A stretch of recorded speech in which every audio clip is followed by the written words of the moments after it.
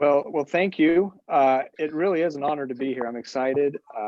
I love, uh, as Claire mentioned, I'm the president of the Red Cliffs Audubon, and I tell people I'm not president because I'm the most knowledgeable person about birds in the world. But I think I'm president because I don't think you'll find anybody more passionate about the beauty of this area and the birding diversity that I've discovered. I've only been in this area for 3 years. Um, so just go through the agenda tonight. We're going to learn a little bit about our Audubon chapter, and we're going to use the term Greater Zion. What does that mean? And of course, we're going to talk about what makes Greater Zion so great for birding. We're going to go through the amazing habitats of Greater Zion, and then what's the best way to bird Greater Zion. And as mentioned, there'll be questions. I believe there'll be people monitoring the chat box, and they can chime in with questions. But and definitely at the end of the presentation, I'm happy to take any questions. So Red Cliffs Audubon, we're actually a very small chapter.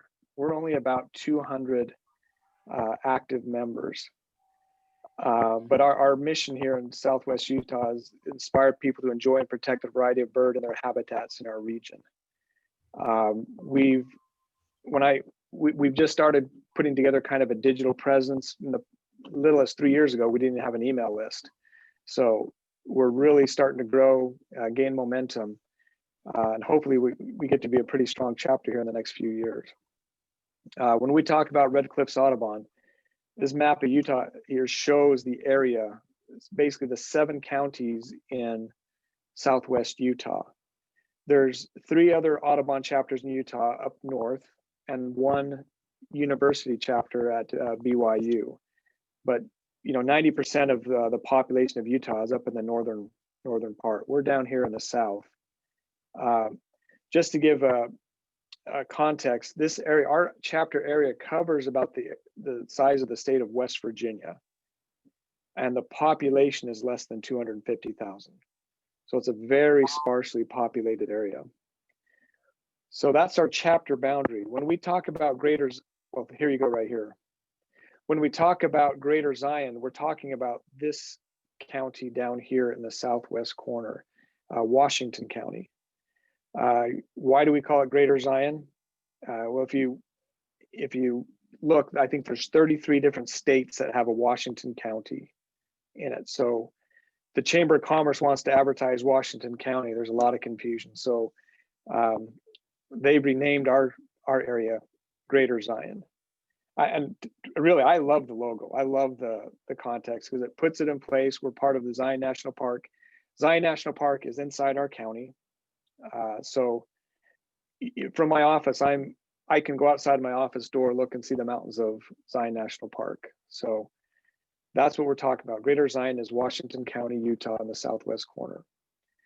And if you're to go look at our Chamber of Commerce or the Tourism Bureau, you're going to see a lot of amazing images like this, hiking, Zion National Park. You're also going to find a lot of images like this.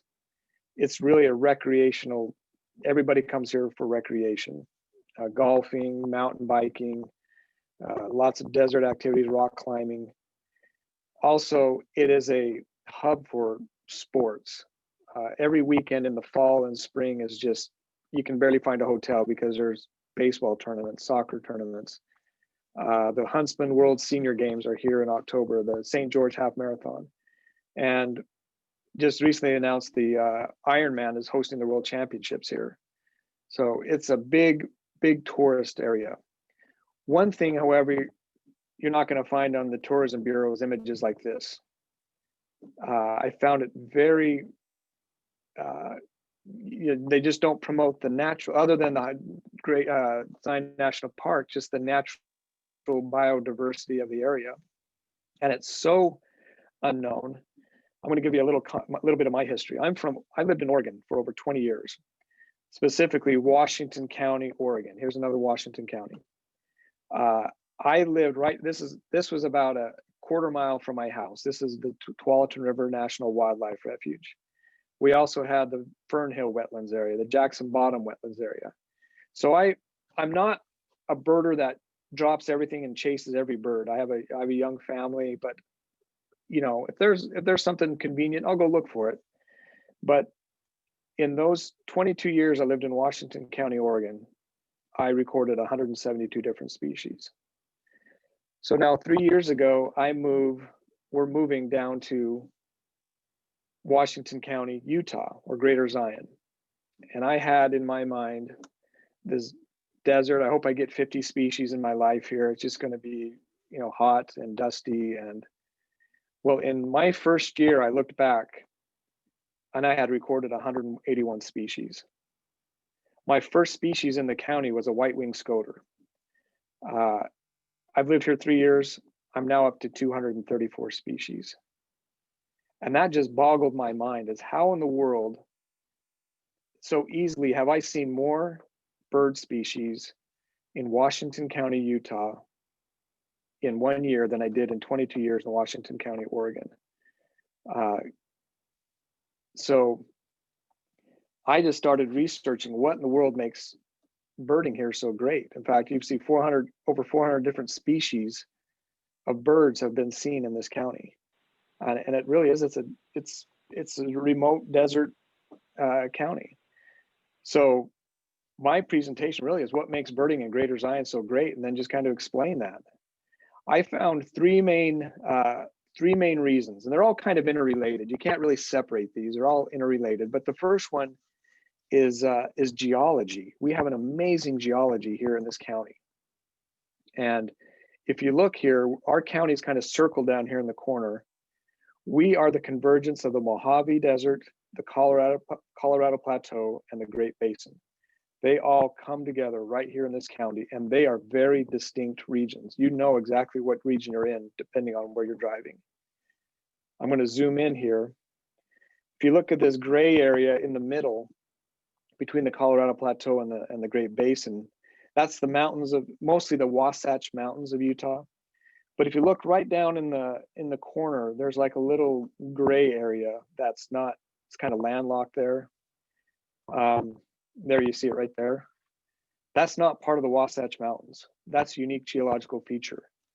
That's the Pine Valley mountain range. It's what's unique about it is it's not formed like the other mountains. This is what's called a laccolith. I had to study this, I had to research it.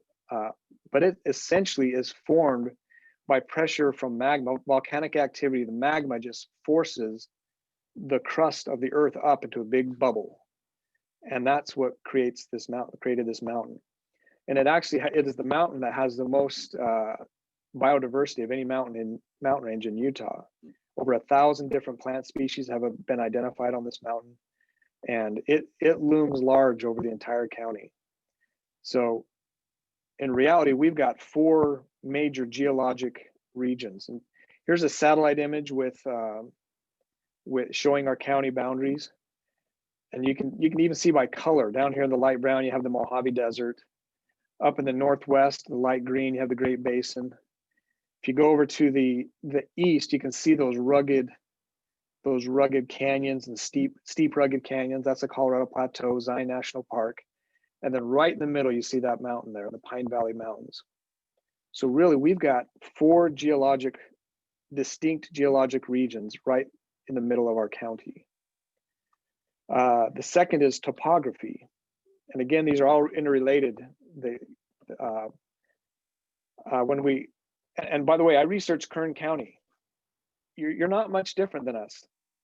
I was surprised. You know, I thought we had this great difference in topography. You've got just as much. You're down to 200 feet at your lowest, I think I read, and then up to about, what's your highest? 8? I can't, something. But our county is about 40 miles by 65 miles, not about half the size of Connecticut. But we start down in the lower bottom.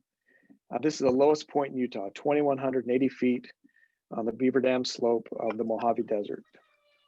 Our main population area is St. George. It sits on average about 2,700 feet. If you go up to over here to the right, the entrance to Zion National Park Canyon, Springdale, Utah, it's about 3,900 feet. If you go up to a town called Enterprise, up in the Great Basin, you're already up at 5,300 feet. Pine Valley, the town of Pine Valley is up, it's 6,800 feet. And then there's a summer community up above Zion National Park called Kolob Terrace. It sits at over 8,000 feet. And what's unique about this is you can easily drive these on paved roads easily in one day. So you can get anywhere in this county in elevation. We have over 6,000 feet elevation change that you can drive. And of course, Pine Valley Mountains, it reaches over 10,000 feet. So we have over 8,000 feet elevation difference. Other thing is climate. I just found this interesting. We have 5 distinct climate zones in our county. So all of these things, like I say, I'm an engineer by profession. So I've summed up into a mathematical formula for you. I just call it geologic convergence plus varied topography plus multiple climate zones equals amazing and diverse bird habitat. That's what it all comes down to. I'm also going to talk a little bit about, I sneak in migration. If you see, from what I read, we're basically in the Pacific Flyway, but we're right on the edge. So when birds get lost, they end up in St. George, Utah. So I'm just going to go through and just kind of highlight some of the areas, the different geologic regions, and some of the birding habitats that you'll find. So first, we're just going to go through the Mojave Desert, and I'm going to start with the Beaver Dam Slope, and that's that whole area there. You can see it in the satellite view. And I should ask, you're all seeing my images, okay? Good. But it's this gentle slope that just goes for miles and miles. Joshua tree, creosote bush. Here's a good images of it. You have the West Mountain sticking up above it. But just, it's beautiful in its simplicity, I call it. Just natural. You get out there and you just feel like there's nobody around you. You're going to see birds like the cactus wren flying around the Joshua trees. Black-throated sparrows are very common here. Scott's orioles, loggerhead shrikes, and burrowing owl. I was surprised when I was driving out there in the Mojave Desert, and right off the side of this dirt road was a bunch of burrowing owls flying around. Next place we're going to go is, I don't know if you can see it in the screen, but where that arrow is pointing, you see this little canyon, there's a little strip of green. This little area is the northernmost point of the Mojave Desert, and it's the Lido Ranch Preserve. And it is an oasis just stuck out in the middle of nowhere. What's amazing about this area, it's the only year-round water source for miles around. There's year-round little stream there, but it just creates this lush valley that just, in fact, it's designated by the Audubon as an important bird area. So that this little sign is there as you come into the area. As you can see, it's green. This is the Mojave Desert. It's amazing. This is the water. Now I'm from Oregon, and I have this much water coming off my roof during a rainstorm. But for the Mojave Desert, this is life. This attracts animals from all over. Just some different views of it. This is one of the most popular places to bird in the state of Utah, just because of its unique location, its unique geography. I always say if there's a rare bird to be seen in Utah, it'll probably be seen here. I think we're pushing, I had it in my notes, maybe 250 to 280 different species have been seen here. Again, this is the Mojave Desert, so it's amazing. Some of the birds you're going to find is, the phainopepla. They're plentiful here. I believe you see these in Kern County too, don't you? They reach up there. Black-tailed gnatcatchers. We get the summer tanager, the brown-crested flycatcher. We get the ash-throated flycatcher too. They look very much alike. Yeah, and what I tell people is, they're looking at them, they're hard to distinguish. But I just tell people, if you look up and see it, it's a brown crested. If you look down, it's an ash throated. You can tell them apart by their sound too. The brown crest has a little bit bigger bill, a little more prominent crown. But long-eared owls. I was out last spring, and on one branch on a tree counted 7 long-eared owls lined up. It was quite the sight, all young ones. But those are some of the birds you'll see out there at Lytle Ranch. We're going to move a little bit higher elevation. You can see there on the satellite this red band, and that's kind of a transition between the Mojave to the higher elevations of the Great Basin and the Colorado Plateau. It's really where the Red Cliffs Audubon gets its name. It's the Red Cliffs area. And I'm going to just kind of show you 2 different areas, Snow Canyon and the Red Cliffs Desert Preserve. This is Snow Canyon State Park. This is a 20-minute drive from where I'm sitting right now in the city. I use that term loosely, city. St. George is a good sized town, hardly call it a city, but it's been said if this was in any other state and not so close to Zion, it would be its own national park. It's beautiful, it's small. The canyon itself is only about 4 miles long, but it starts down in the Mojave, comes up, and by the time you reach the top of the canyon, you're basically in the Great Basin. So it's an absolutely beautiful place. Then you have the Red Cliffs Desert Preserve, which is around the corner from it. This is a large area. It's an interesting arrangement here. It's a conservation area, federally protected. BLM manages it. There's also some county management. This was set aside about 30 years ago as St. George was growing very rapidly. In fact, right now, St. George is one of the fastest growing communities in the country. But this was set aside about 30 years ago as a preserve, a wildlife preserve, mainly to protect the desert tortoise. This is prime desert tortoise habitat. But they basically made an agreement with the county that we'll protect this, in exchange we'll open up some other areas for development. So this little area, it's just north of the city. You can park your car in this town and walk half a mile and you're in the desert preserve. And you have these views all over as you drive through the community. But as you go birding along here, you'll find the black-chinned sparrow, green-tailed towhees. We get the woodhouse of scrub jay, no longer what we used to call western scrub jay. They've split it. We get the woodhouses here, get the canyon wren, and what's this to me is an iconic. I don't know.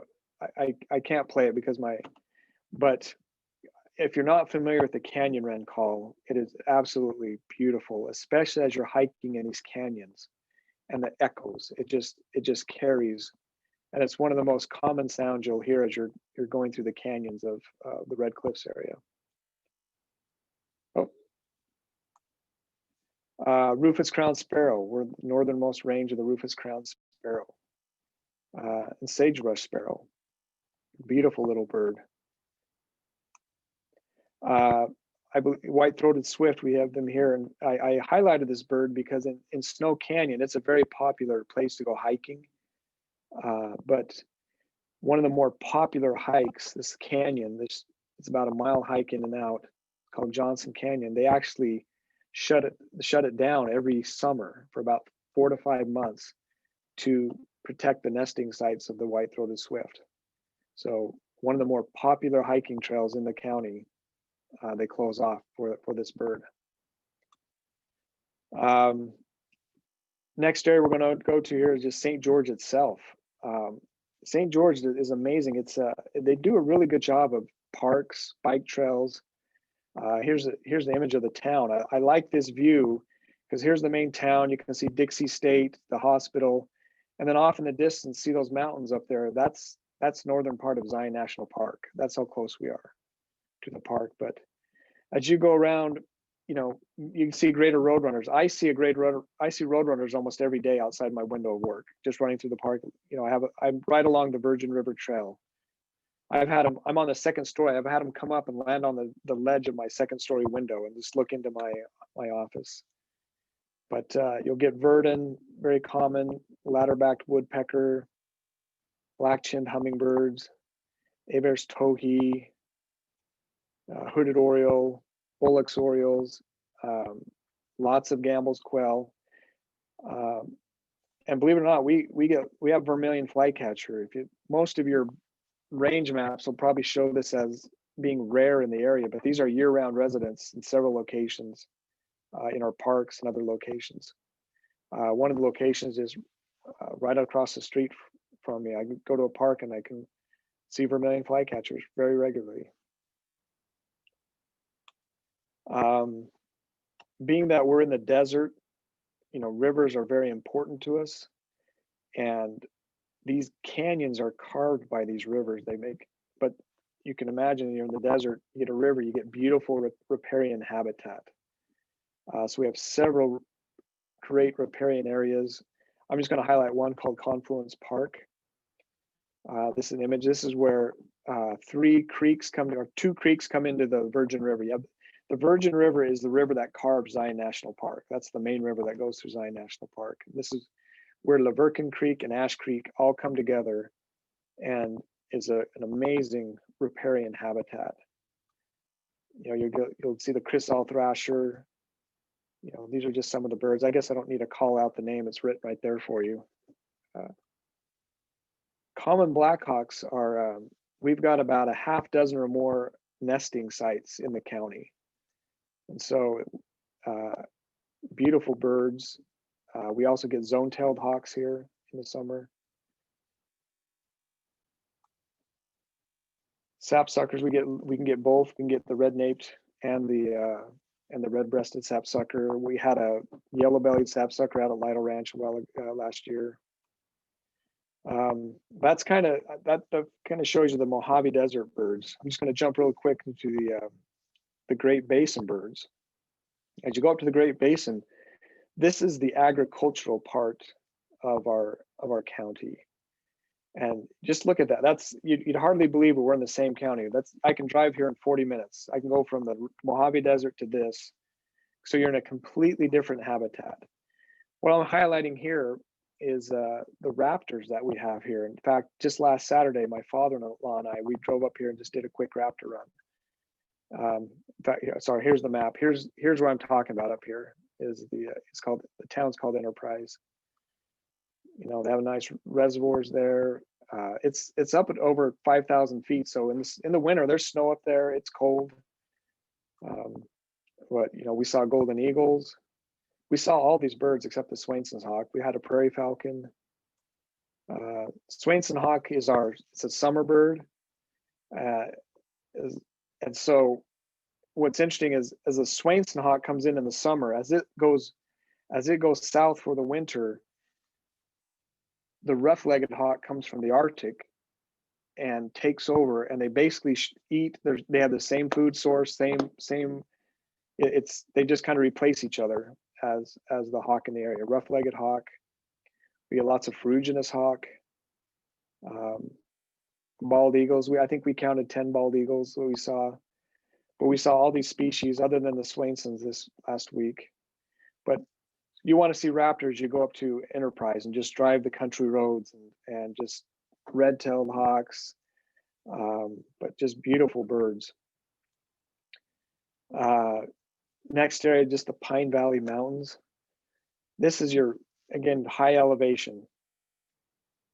Here's the town of Pine Valley. It's located on the western slope of the Pine Valley Mountains. It sits at about 6,800 feet. It's year-round access. My kids just went up there over the holidays to go sledding. There's snow up there. But again, beautiful. You would never guess this area is, right next to Zion National Park. It looks so different. Very much Great Basin on the western side is shown by this picture. This is the west side of the Pine Valley Mountains with the Great Basin right there. Again, just beautiful. It reminds me of Central Oregon when I'm up there, the ponderosas. But here you're going to get your pinion jays. You usually hear these way before you see them.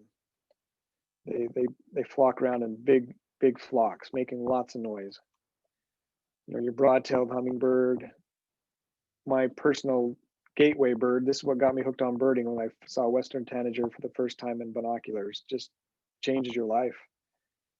Lewis woodpecker, you know, the warblers, the Plumbeus vireo, Steller's jay, just beautiful birds.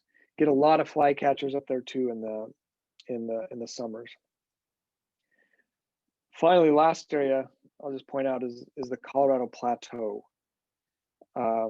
This is kind of where you get the iconic scenery of our county. And you can see over here to the right, all that rugged area. That's Zion National Park. And I'm going to highlight an area called Kolob Terrace, which I think if somebody asked me if you had one day to bird, where would you go? I'd say I'd probably go Kolob Terrace.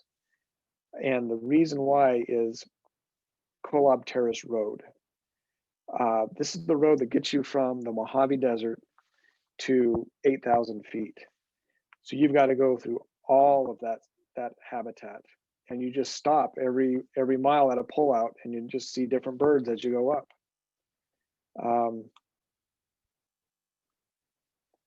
You know, as you go up, you can see now we're getting into more of the. Let me go back to, well, that one you see is the Mojave Desert. Now we're kind of up into this more sagebrush, but these are views right from the road. Now you get up even higher, you're in these high mountain meadows, you're getting into the aspen. And finally, you end up high in the pine trees. You're looking down, you're on top of Zion National Park, looking down into it.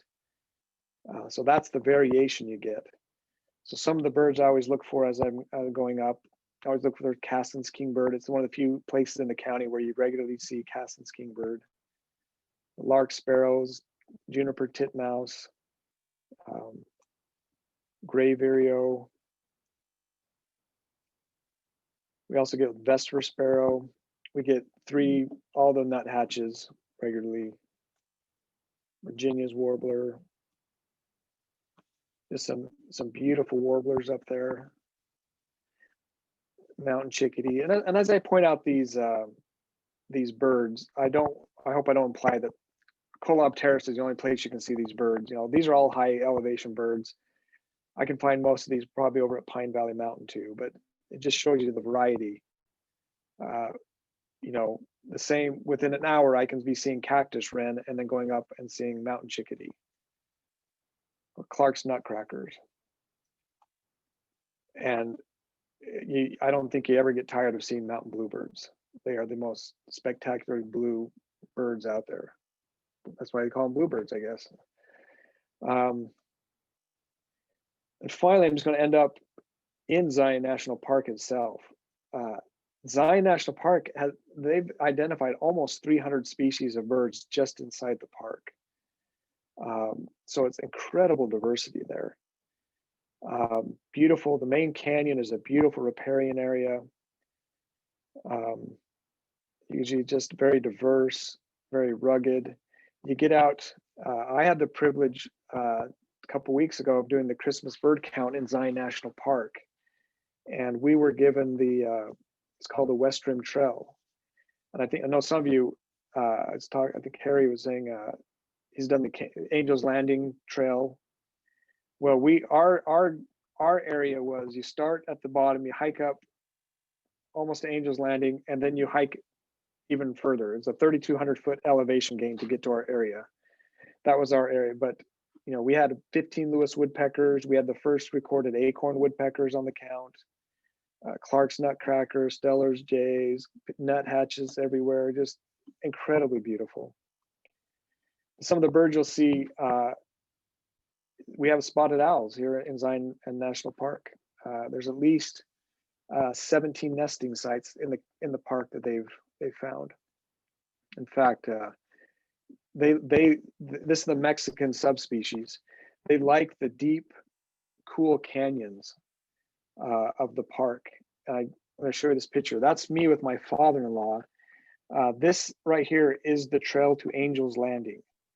So in the summer, hundreds of people a day or an hour go by. Thousands of people a day go up and down this trail. And many of them will the majority of them will never know that 20 yards off the trail, there'll be a spotted owl sitting in a tree. And so this was us looking at a spotted owl while hikers walked by. It's kind of fun because, you know, all you got to do is have binoculars somewhere, and people stop and they want to know what you're looking at. So it's kind of fun to let people, you know, look at spotted owls. We get the American Dipper there in the canyon itself.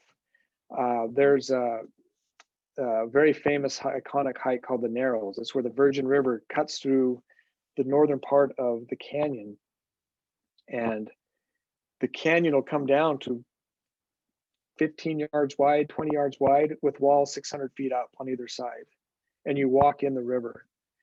And it's fun as you walk. If you get up higher, American Dippers will go flying by you all the time. It's pretty fun. Peregrine falcon. I highlight this because of an interesting thing. Zion National Park is world renowned for its rock climbing, these big, tall rock walls that people go rock climbing. Peregrine falcon nests and rock climbers, that's a dangerous mix for the peregrine falcons. So what's interesting, here's an image right here. This is an image of a rock climber scanning the cliffs.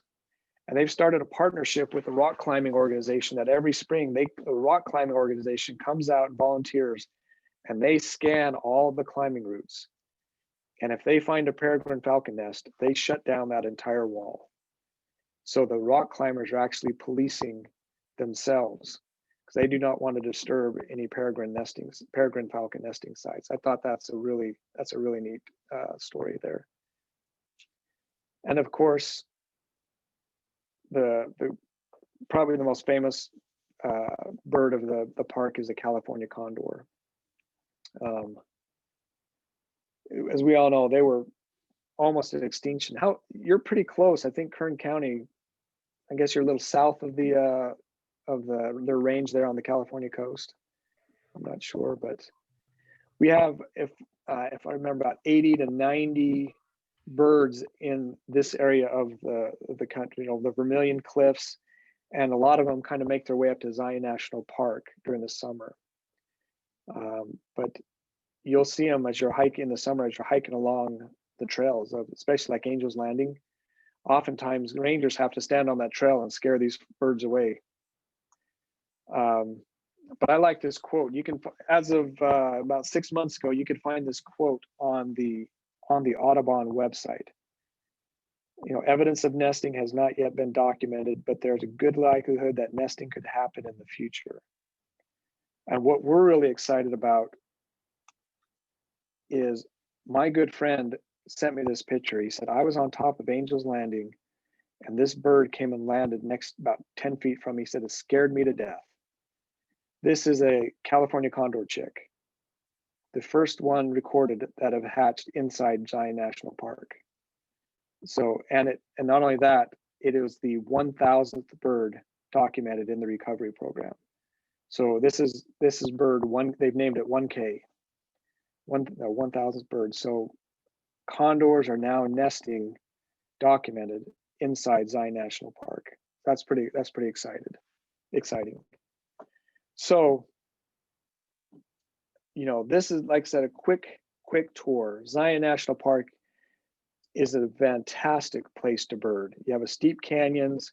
Down at the bottom of the canyons, you have these beautiful trees, birds everywhere, just beautiful scenery. In fact, what we like to say, the Red Cliffs Audubon chapter is the only place where the beauty of the birds is matched by the beauty of the scenery. It's, even if you don't like the birds, even if you don't have your partner's not a birder, bring them to Zion because they're going to love the scenery. So I'm going to put in a little plug here. What's the best places? We do a bird festival every year. Usually the last weekend in April. We of course had to cancel last year. We are monitoring things very closely right now. A lot of things have to happen to come into place, but we're moving ahead as if it's going to happen. But some of the places, you know, we take tours out to the Beaver Dam Slope and Lido Ranch. You're going to go into Snow Canyon State Park. What's cool is, you know, birds and petroglyphs, one of the tours.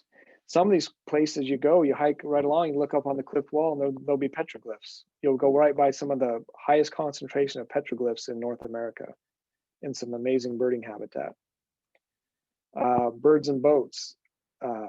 You can get in kayaks, go out on, we have several reservoirs. You can get surprisingly closer to birds on more in boats than you had.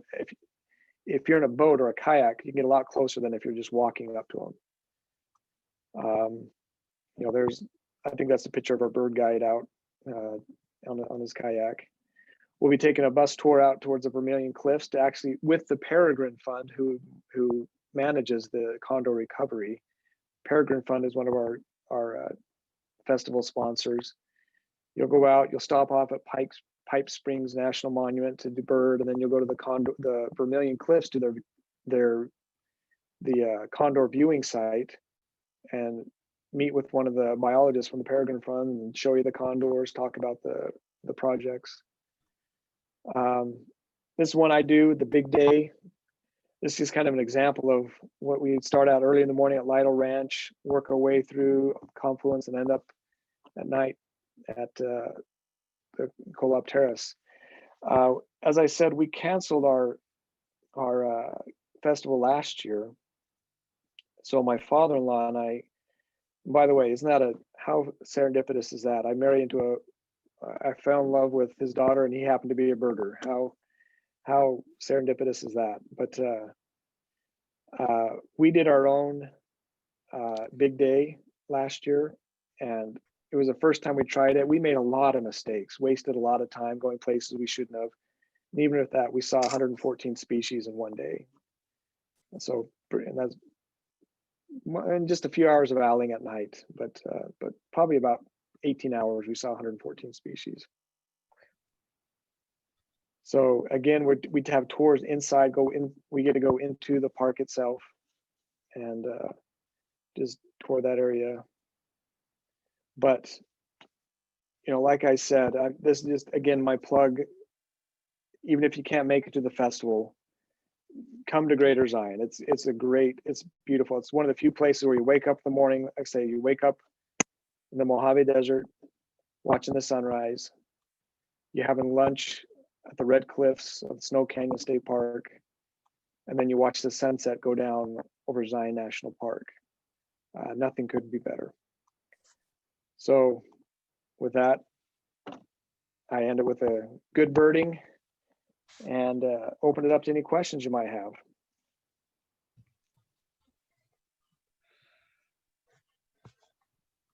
If you have a question, unmute yourself and then either raise your hand or just ask a question. Yeah, when you're out in that area, you said there's a lot of BLM land. Is that open for camping out? Yes. Yeah. What I didn't show here, I took it out, is just south of us. This road that I work, as I'm going home, I get on a road called River Road. If I drive, the paved road ends about 5 miles south of us at the Arizona border. If I stay on that road, drive 80 miles on dirt road, I end up on the north rim of the Grand Canyon. That road ends at the north rim. So, and all that's BLM land, and you just drive out there and find this place to park and camp. Yeah, so BLM land is typically open to camping. Okay, same as here in California. Yeah. Another thing about that is one of the tours we're working on is in the evening, it's a dark sky. That area south of us is an internationally recognized dark sky area. Oh. So the stars are just amazing here. Yeah. So, you know, you just drive 15, 20 miles and you're out in the middle of nowhere and you can just see the Milky Way. It's beautiful. South of St. George? Yes. It's called the Arizona Strip. So it's about 80 miles north to south and about 200 miles east to west. And there's no paved roads in that area. just a few ranch houses out there, and just beautiful, just empty space, and just beautiful dark sky areas.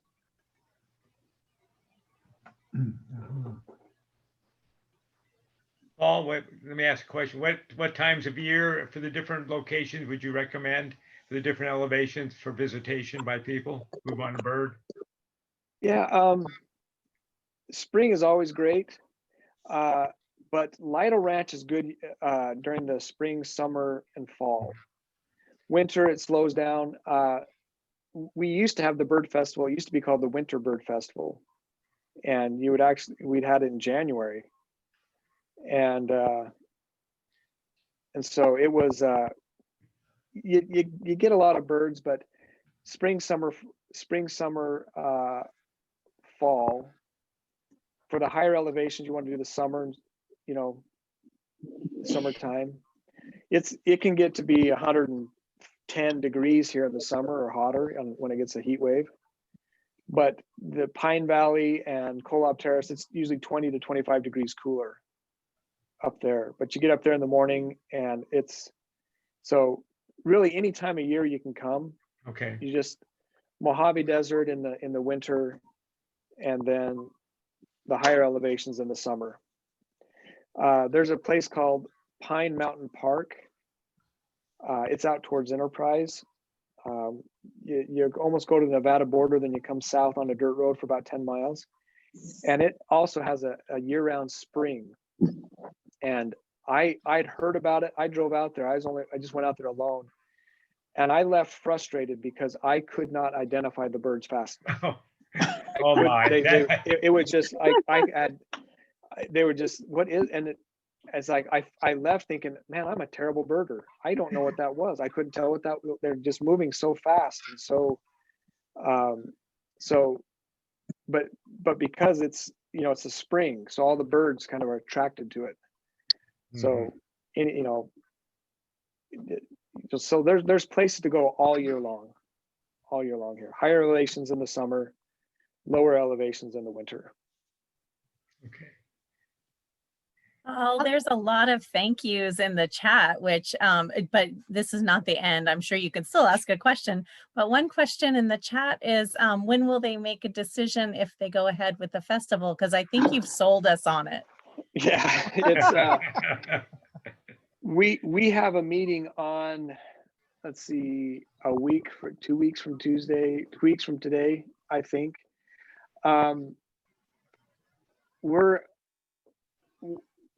we talk about the coronavirus, the vaccine's coming out, people are excited, but when will it be available to the general population? We have several things that we're weighing. One is, will the state allow us to have large gatherings? Mm-hmm. Right now we're limited to 100 or less. Will people feel comfortable coming? I've always felt part of the fun of festivals is you get in the vans and you meet people, you meet other birders, and birding isn't meant to be a solid. You can be. I just enjoy birding when you're sharing with other people. So will people feel comfortable? And then another one is we rely on a lot of volunteers, and our demographics, our volunteers are all seniors, and that's the risky age bracket. And will we get enough people? We've had several already that said we just don't feel comfortable. Some of our key volunteers. So we're telling people the registration would open February 1st. We'll make a decision before then, I think. But we need to feel pretty comfortable to move forward. But would you email Claire when it opens, or with a decision? That would help to tell we can tell our members then. Sure. Yeah, and our website's up on the screen right now. You can keep checking there. All right. Yeah. Another question in chat too from Marjorie. Are there rangers in the area? So I'm not sure what area we were talking about. But was there some talk about rangers? I think there are rangers in Zion. And then I'm not sure that, but I'm not sure what area you were asking about, Marjorie. Well, on the BLM land, Paul, would that be an ranger or not?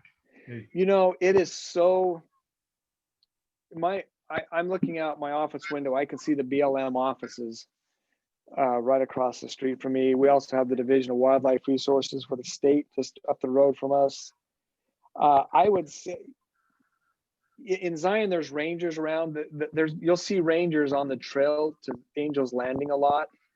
Not every day, but a lot, because that's just there's a lot of people walking up and down that trail.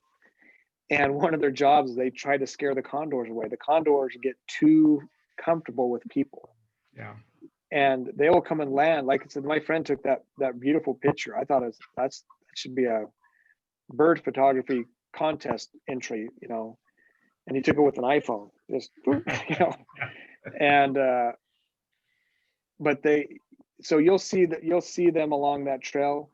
But the area is so vast here. There's so much land that if you see a ranger, it's, you know, it's rare. So Marjorie wrote a little bit more that she was just wondering if there were info booths or experts to talk to, but I'm going to bet that going on the bird festival, hopefully, would be wonderful. Yeah. Right now down at they have rangers posted because of COVID at like the bus stops or the shuttle bus stops, you know, just to help people out. One of the tours we have, one of the tracks we have, I'm calling it birding with a biologist.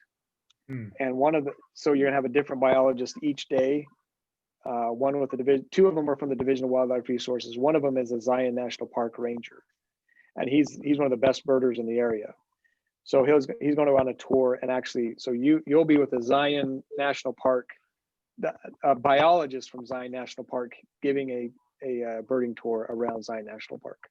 So that would be, he'll be able to talk about more than just birds. He'll be able to talk about the great horned sheep, or, you know, all the other things going on in the park. I had a question. What was the name again of that, you know, that little small round landlocked area that you said was a laccolith? Pine Valley Mountain. Okay. Yeah, it's interesting. Yeah, valley and mountain in the same word. Pine Valley Mountains. Yeah. And so is that like more like igneous rocks there?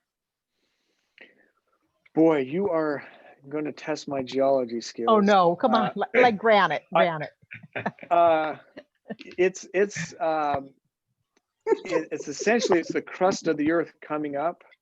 So I'd imagine there might be some granite up there. Well, you had one photo that had like boulders in a creek that kind of looked like it might be. Yeah, I'd imagine there's got to be some hard, you know, bigger, more rock like that. I do know you can go to Snow Canyon State Park and find the lava tubes from the lava. You know, so we've got a lot of lava flows out in the area. So very unique.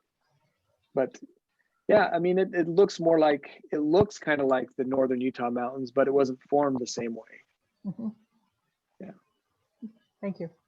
You bet.